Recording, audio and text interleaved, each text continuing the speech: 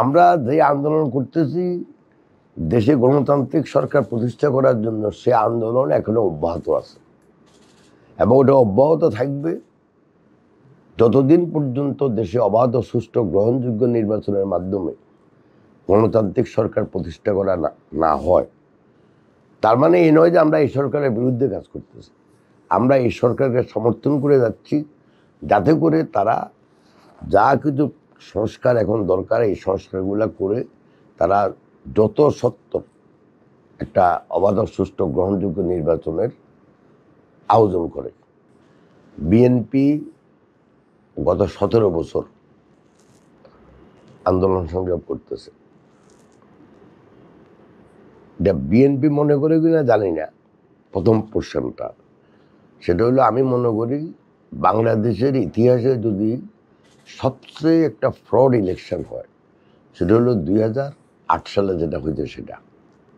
এটা হলো স্পেসিফিক্যালি বাংলাদেশের আর্মি যারা তখন এবং যারা ক্ষমতা ছিল এবং বিহাইন্ড দ্য ব্যাক যারা ছিল বাংলাদেশ আর্মি, থার্ড হইল কিছু বিদেশি শক্তি ইলেকশনটা করছে শুধু কোনোভাবে আওয়ামী লীগের ক্ষমতা বসানোর জন্য।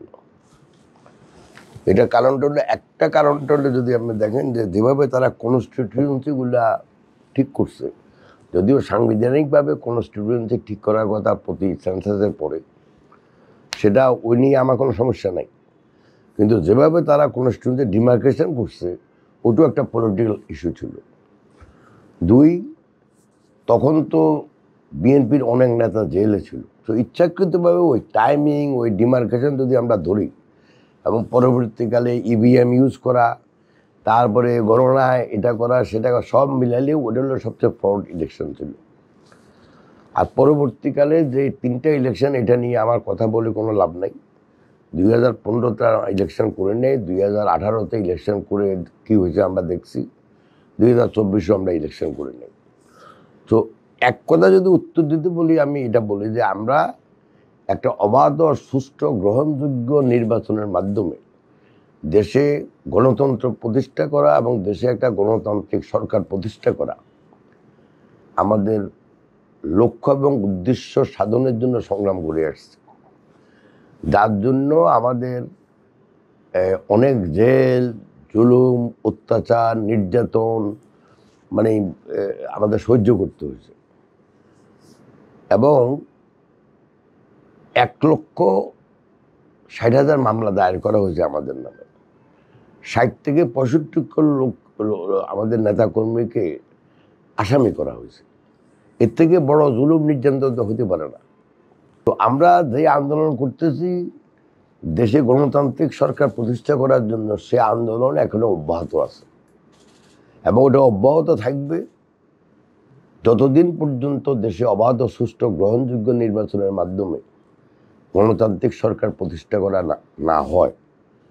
তার মানে এই নয় যে আমরা এই সরকারের বিরুদ্ধে কাজ করতেছি। আমরা এই সরকারকে সমর্থন করে যাচ্ছি যাতে করে তারা যা কিছু সংস্কার এখন দরকার এই সংস্কারগুলো করে তারা যত সত্ত্বর একটা অবাধ সুষ্ঠু গ্রহণযোগ্য নির্বাচনের আয়োজন করে এবং সেটা আমি আশা করি যেভাবে এখন বলছে যে এই বছরের ভিতরেই হবে, একদম শেষ পর্যন্ত হলে শেষে 1-2 মাসের দেশে হতে পারে, কিন্তু আমাদের লক্ষ্য উদ্দেশ্য যা ছিল এখনও তাই। রাজনৈতিক স্থিতিশীলতা না থাকে, রাজনীতি ভালো না থাকে, সে দেশে কোনোদিন সামাজিক শৃঙ্খলাও থাকে না, সামাজিক পার্সপেক্টিভে দেশের উন্নতিও হয় না, মানুষের ভিতরে এই যে একটা বন্ধন হওয়ার কথা সমাজে, আমাদের এক নাগরিকের সাথে আরেক নাগরিক, এক সংগঠনের সাথে আরেক সংগঠনের, সেটা রাজনৈতিক সংগঠন হোক, সেটা সামাজিক সংগঠন হোক, সেটা সুশীল সমাজের সংগঠন হোক, কোনোভাবেই ওই দেশে সামাজিক শৃঙ্খলা থাকতে পারে না। তো দুটাই খুব খারাপ পর্যায়ে ছিল, এই পর্যন্ত আমি বলতে পারি।